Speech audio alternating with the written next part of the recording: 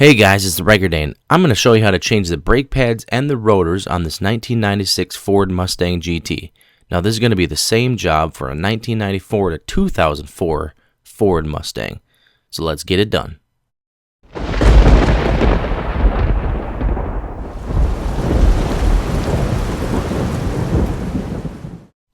Okay, so the first thing we're going to need is a floor jack so we can put underneath the car, and then a couple jack stands to secure the vehicle.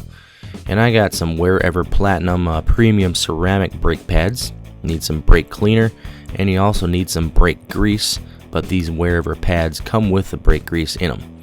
And then you've got your rear rotor, and you've got your front rotor that we'll put on the front, obviously. So the first thing we do is take a flathead screwdriver and pop off that center cap, and then we'll take our 4-way, or if you have an air wrench, you can break free the lug nuts. And we want to just break those free so that we can get it loosened up before we jack up the vehicle.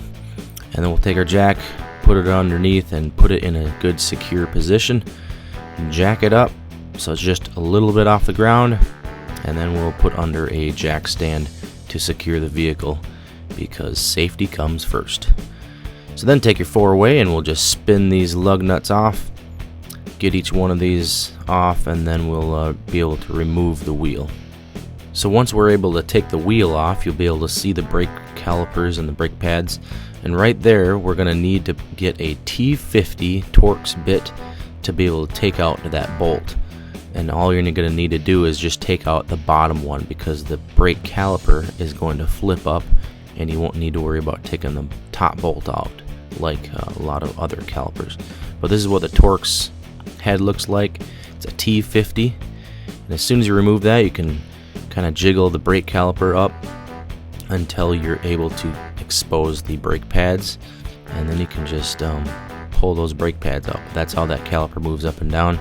You can pull the brake pads out. These pads aren't too bad, but my driver's side are a little bit more worn down, and I want to just replace everything at the same time. So once you get that done, we'll go over and get our new brake pads. And these are premium ceramic ones. They should be a little bit quieter. They come with a clip, and they come with brake grease to help make sure that there's not as much squealing.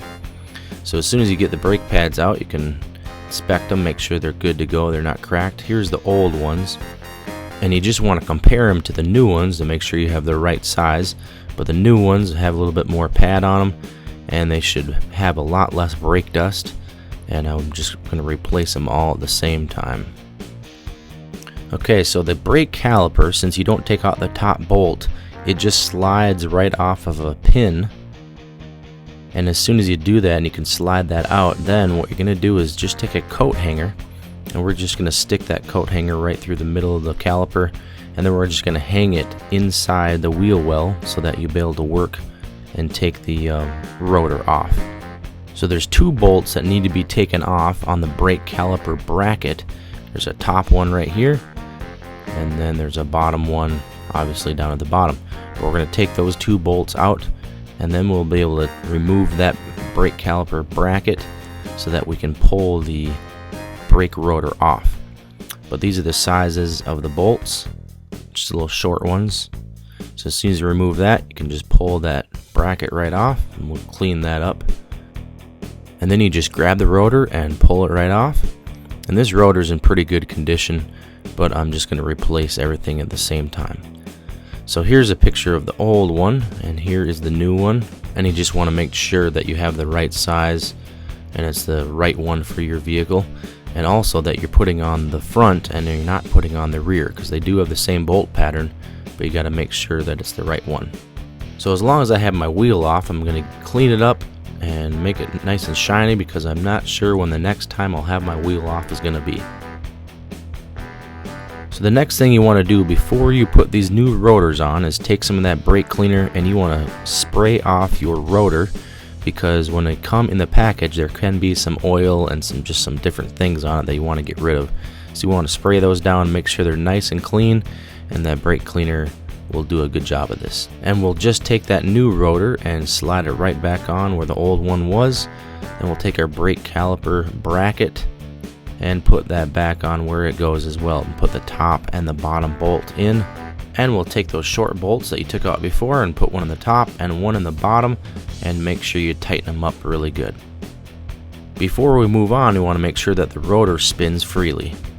Now the next thing is to install your brake pads, and you can use brake grease that you can buy separately, or these wherever pads come with the grease in the box already. So all you're going to do is just squirt out some grease on the back of these brake pads, and this is going to reduce the squealing or any brake noise or sounds when you have them installed and when you're driving down the road. So you want to just spread grease over them evenly.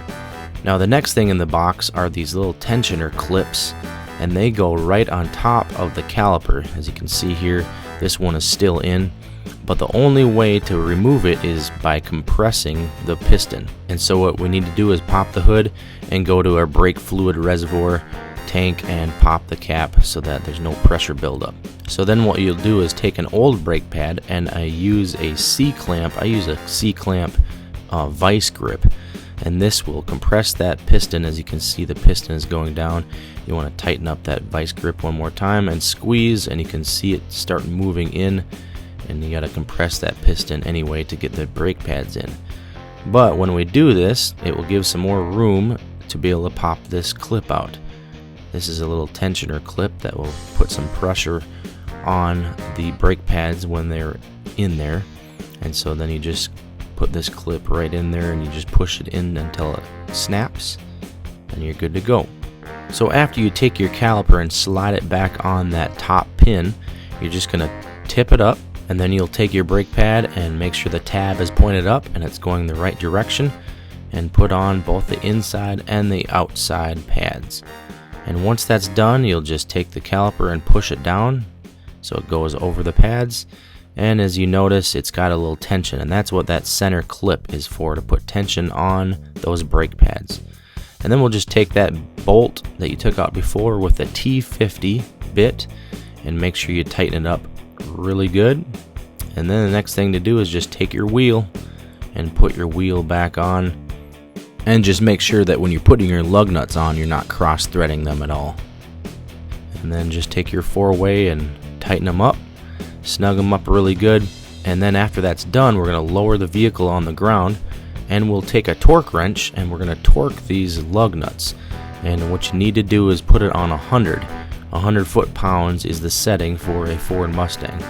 And when you tighten these up, you want to make sure that you're going in a star pattern, so all your lug nuts are being torqued and tightened at the same time, at the same rate, instead of just going around in a circle. But you want to do a star pattern, so you want to go through that twice to make sure everything is snugged up, make sure your torque wrench is clicking, and you should be good to go. So what you're going to want to do next is check under the hood, and your brake fluid reservoir tank will be full. So what you're going to want to do is get in your car, start it up, and start pumping those brakes. And your fluid should go down as you start pumping, and you want to get rid of that squishiness. You want to pump that fluid back into your lines, into your system, making sure that your brakes are working correctly. You want to pump them until they're nice and hard. And then just put your cap back on, and then all we're going to do is put the center cap back on the wheel, and then you are done with this brake pads and rotors job. Thanks for watching, and I'll see you later.